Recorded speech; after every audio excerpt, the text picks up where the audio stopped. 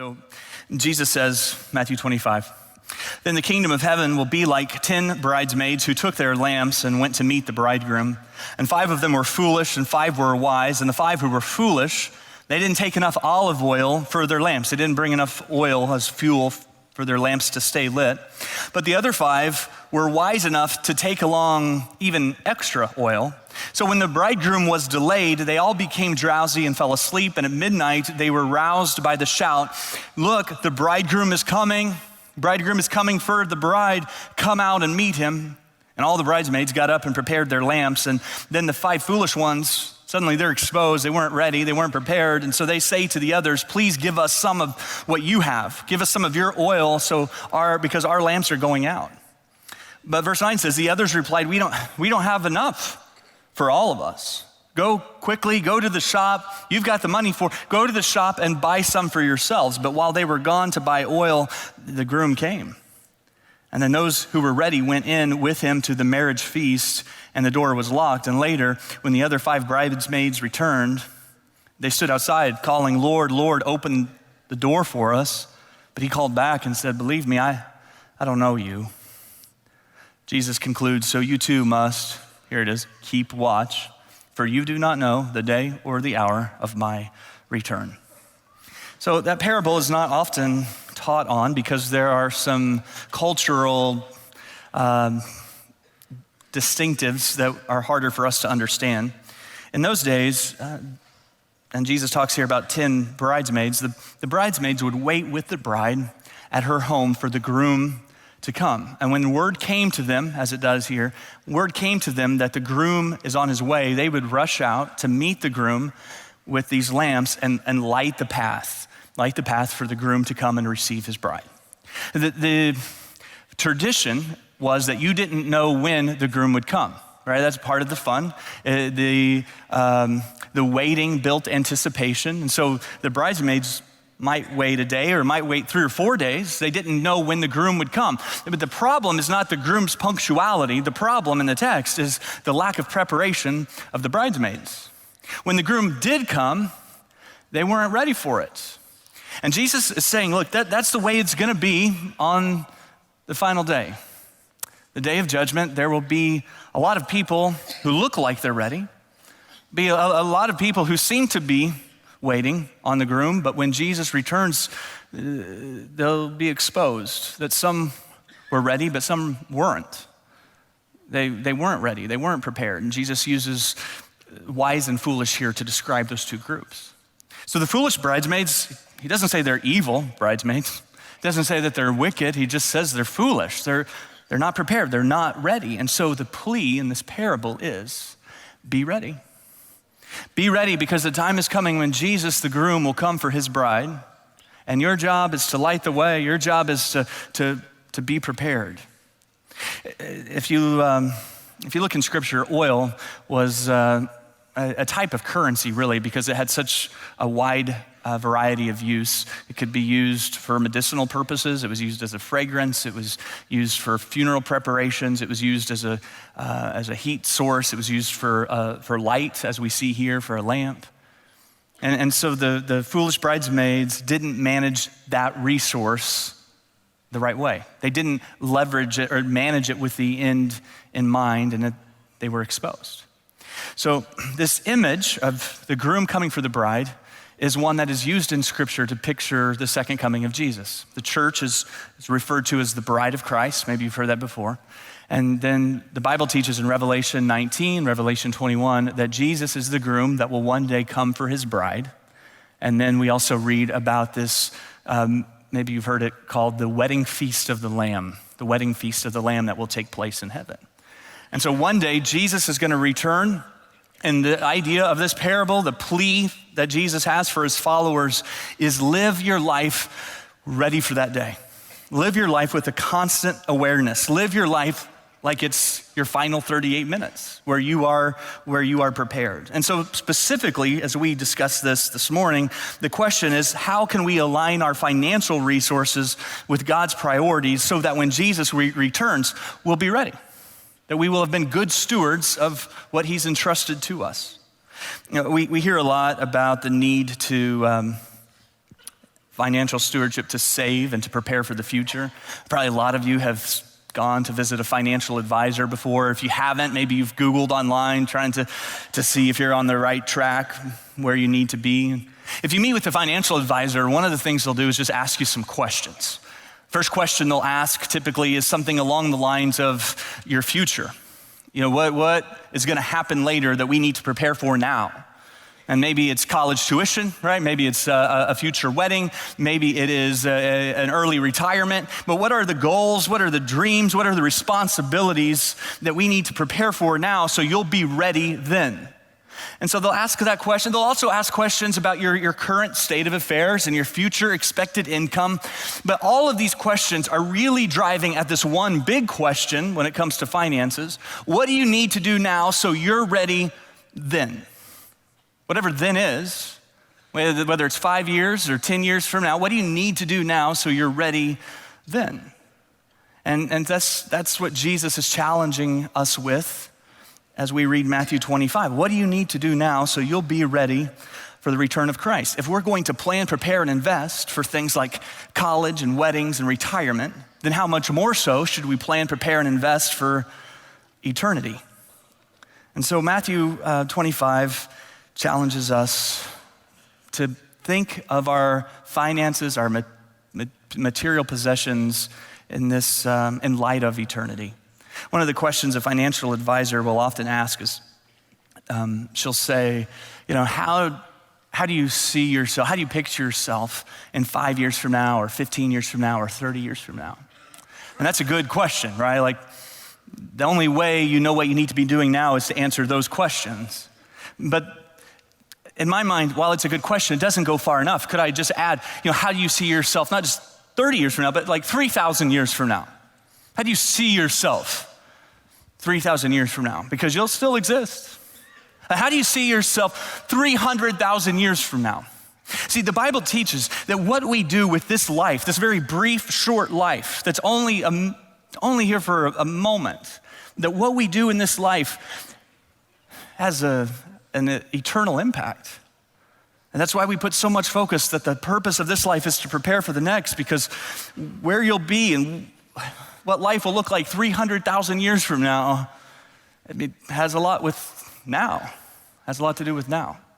And so Jesus challenges us to look at life through that lens. Maybe some of you have heard of the parable of the stockbroker, or some version of it. It goes like this, that a genie came to visit a stockbroker and said, the stockbroker, you have one wish.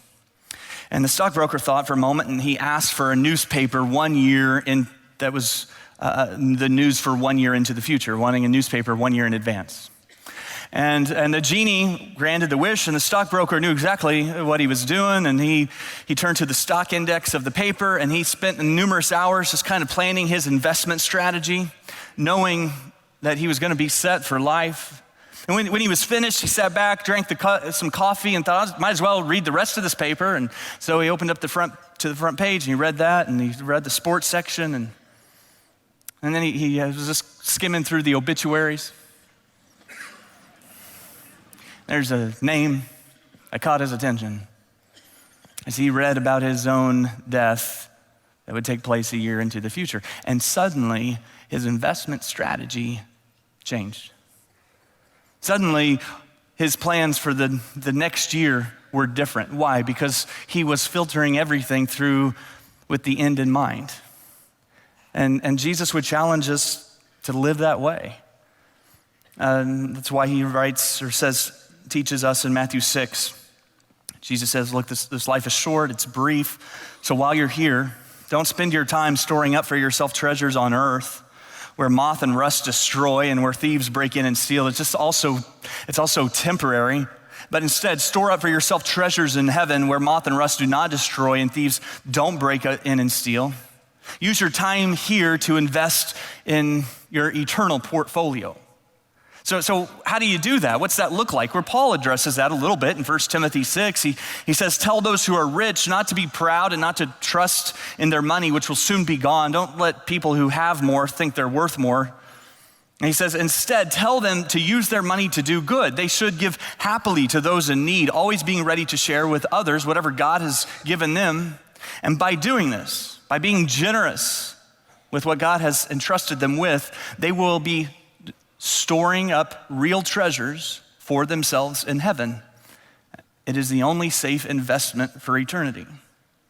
So this powerful perspective begins to become clear, that how we manage our resources, what we do with our money and possessions now has huge implications.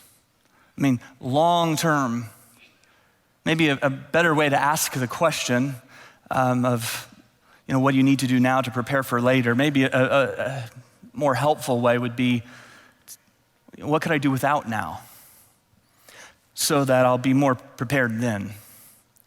What could I sacrifice now so that I'll be ready then?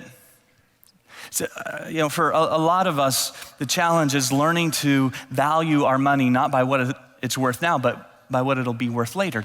It's tough, right? So we're, as a culture, very much interested in instant gratification, and the national savings rate is like 0.02%, which means that we spend 99.8% of our after-tax income. We're just not very good at it. We're not good at thinking long term. So there are investment calculators online that help people with this, so they can see, if they save this much now, here's how much it'll be worth later. They can value their money, not in terms of what it's worth now, but what it could be worth later. So an example would be, let's say you spend $3.50 a day on a cup of high-end coffee. That's like $105 a month. It's about $1,260 a year. If you invest that money in a low-cost, diversified account instead, you would have an estimated $106,000 after 30 years. Now, the point of that type of exercise is the next time you go to get coffee, you won't see a cup of coffee that's $3.50. You'll see a cup of coffee that's $106,000. And you'll value that money differently. And so the Bible uses the same idea to teach us about sacrificing now for later. Jesus says in Matthew 19, verse 29, that whoever sacrifices in this life will receive 100 times as much in the life to come. Now, Jesus isn't giving you just this investment calculator approach. He's speaking of the riches of heaven, but he uses what we can understand, a return on investment. And he says it would be like receiving 100. It would be like the equivalent of a 10,000% rate of return. That's pretty good. It's one of the reasons I don't really mind talking about money in church or in a sermon. I mean, to me, if you had like a really good friend who knew about some investment that was guaranteed to have a 10,000% rate of return, but they didn't talk to you about it because they didn't want it to be awkward, that's not a very good friend. And so the Bible teaches us this concept of sacrificing now and later that there will be a reward. But sacrifice can be hard. A pastor friend of mine told me about a missions fundraising banquet that he went to, and there were a number of testimonies lined up for this banquet. He was sitting at the table with the people who would speak on stage and tell their story. And one of the men who was giving a testimony was kind of a well-known business guy, multimillionaire, known in the community. And he got up and he told his story. He said that in his first job in college, it was landscaping, and he'd get paid in cash at the end of the day. And after the first few days of work, 3-4 days of work, he had $80. It was all the money he had. He had $80 in his pocket. And he went to church on a Wednesday night, and there was a missionary there who was talking about some of the financial needs on the mission field. And so this guy said, I felt convicted that I was supposed to give God everything I had. I was supposed to put all my money in that offering. So he said he took out his $80 and he put everything in the offering. And he just said since then he has experienced God's blessing in financial ways. And anyway, he sits down, everybody applauds. And there was an older lady who'd spent most of her life on the mission field at that table. And she said, just kind of loud enough for the people at the table to hear, when the guy sat down, she said, I dare you to do it again. I dare you to do it again. And it's one thing when it's $80, but when you've got millions. And yet, Jim Elliot said, he is no fool who gives up what he cannot keep to gain what he cannot lose. That it's not crazy to live open-handed, to look at our money and our possessions from that perspective. I talked to people the last few weeks about this and kind of how they want to be generous. There are a number of people that I respect who said, one of the things they're doing is they're planning after they die to make sure that their estate is used, for kingdom purposes. And that's awesome. I mean, we help people with that here at church with estate planning and that's all. It's a great way to leave a legacy and yet. I want you to be sure to hear my spirit in this. I mean, certainly it's good to have some left at the end, right? It's part of being a good steward, but is it really fair to call it generous? Just stick with me on this idea because I'm kind of exploring it myself. Is it really fair to call something generous when you're giving away what you no longer can use? That's the idea here. Is it really fair to call it, sacrificial giving when you no longer need it, right? And if that's true, then one day we'll all be super generous because other people will have everything that belongs to us right now. But it won't be because we're generous, it'll be because we're dead. I mean, that's why it'll happen. And so how can I be sacrificially generous now is the question. And I've just been inspired by a lot of the stories I've heard the last few weeks. And some of you, it's just humbling to hear of ways that you are being obedient to God and being a part of his work. I love being a part of a generous church. And some of you have given up cable and Netflix. Some of you have decided you're not going to eat out as often. A college student, young lady I talked to, she's made the commitment several years ago that she was not going to drink coffee or soda. And she had done the math and figured out about what she spent on coffee and soda, and she didn't have a lot of extra money in college, but she knew she had been spending money on coffee and soda. So now she uses that money to give and invest in God's kingdom work. I love that. I've talked to some of you, and I know this isn't the majority of you in this room. This is a smaller amount, but some of you who have extra. You're at a little higher income level than most. And I know that some of you are very generous, but you struggle with this whole concept of sacrifice because you want to sacrifice, but the truth is you can give very generously and it doesn't really change your lifestyle much. I mean, it might take away from your stockpile, but it doesn't really change your lifestyle. And so I talked to a few friends that I respect that kind of fall into this camp, and one of them was telling me how he did it, and I changed a few details here. But he said, you know how I drive a Honda Accord? I said, yeah. So, well, that's not really the vehicle I would really want if I could have whatever vehicle I wanted. And he told me the vehicle he really would like to have. He could afford that vehicle. But he said what he does is he subtracts the cost of the Honda Accord from the cost of the vehicle he really wants, and he uses that money to support a missionary in a different country. And he said, I could do both, but there's something really good for me about intentionally driving a car that's not quite what I would want, so that as David said in the Old Testament, I don't want to give God something that doesn't cost me anything. And some of you are annoyed by that because you're like, my dream car is my Honda Accord, so thanks for using that illustration. I get it. That's the challenge. It's all relative. I mean, I could bring people to you from friends of mine from Haiti, right? From their perspective. The fact that you get 3 meals today is very similar to how some of you feel about the guy driving the Honda. Another friend of mine was telling me how he did this. This is a number of years ago. I talked to him.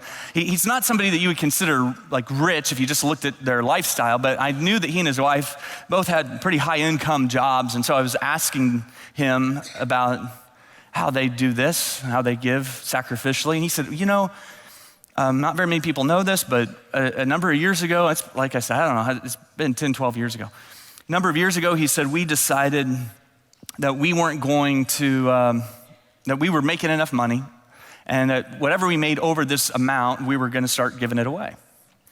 And he said that they just watched how every time they got a bump, every time their income went up, that their lifestyle went up, and once they reached this level, they lived in this house and bought this car and wore these clothes and went on this vacation. But then once it reached this level, he said, we realized that's not the path we wanted to be on. So we just said, we're not gonna do that. From now on, we're just gonna live on the amount we're making, and whatever we make over this amount, we're gonna use that for kingdom purposes. I thought, man, that's awesome. That is a really cool way to do it. I called him this past week and I said, hey, can I push on this a little bit more? I just trying to understand how this works. I said, do you mind telling me what your cutoff number was? And he said, I don't mind. He said, it was $80,000. We were making $80,000, and I thought, well, that's quite a bit of money. I said, well, do you mind telling me what you don't have to, but do you mind telling me what your income is, combined income?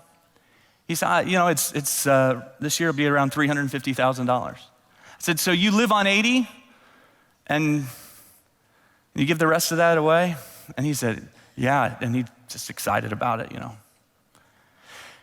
And I said, that just seems kind of incredible to me. I immediately wish I hadn't asked him any of these things, because there's some things that are easier not to know, right? And but I asked him, I said, it just seems kind of insane to say to somebody who's making $350, hey, what if you lived on 80? He said, oh, I don't know that somebody could even do that. It would be so radical. He said, the key is we stopped at 80. He said, so the challenge would be, look, if you're making $350, you sure be given intentionally and generously out of that. But what if you just said right now, if I get a 3% raise next year, that will go. And if I get a 3% raise the year after that, or if I get a bonus, what the key is, he said, you just start with where you're at now, if you can.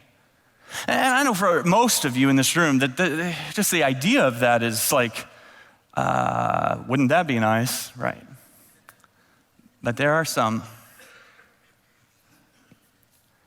I have another friend who has taught me a lot about what this looks like, and one of the things that he does is that they made a decision, he and his wife made a decision that they were going to make sure their largest expenditure every month went to God.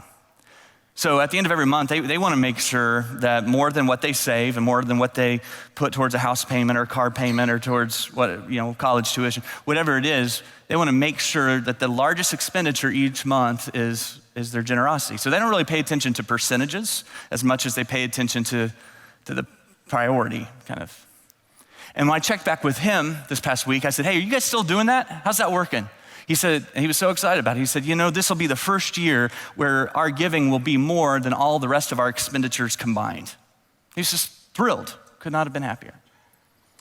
And so look, I use those as examples to hopefully inspire and encourage each of us to ask the question, what could I do differently? What could I do without now so that I could be ready later?